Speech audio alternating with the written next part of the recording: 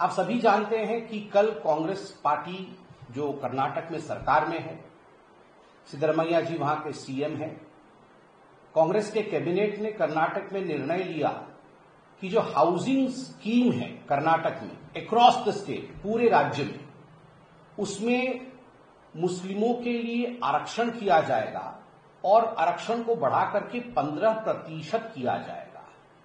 आप सोच के देखिए, वेलफेयर स्कीम, हाउसिंग स्कीम एक वेलफेयर स्कीम है।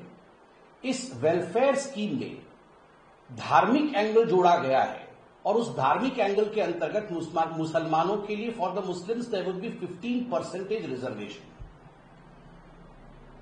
इसमें कोई दो मत नहीं है कि शॉर्ट टर्म पॉलिटिकल बेनिफिट के लिए कांग्रेस पार्टी हमेशा एक लॉन्ग टर्म डिजास्टर को इनवाइट करती है।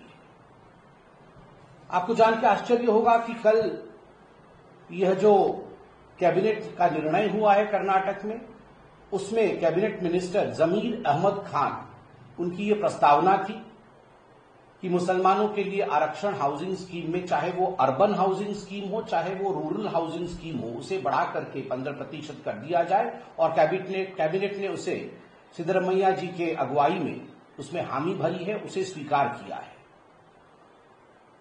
यह भी विदित है कि सुप्रीम कोर्ट ने स्पष्ट रूप से यह निर्णय दिया है कि there can be no reservation based on religion. धर्म के आधार पर, धार्मिक आधार पर किसी भी प्रकार का कोई रिजर्वेशन नहीं हो सकता है।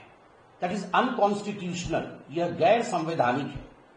मगर फिर भी जो लोग पॉकेट में संविधान को रखकर घूमते हैं, जो लोग बात बात पे एक प्रति निकालने की कोशिश करते हैं संविधान की, वास्तविक रूप में वो किस प्रकार से संविधान की धज्जियां उड़ा रहे हैं, उसका सर्वोच्च उदाहरण कल कर्नाटक के कैबिनेट में मुस्लिम आरक्षण हाउसिंग स्कीम में पास करके दिखाया गया है।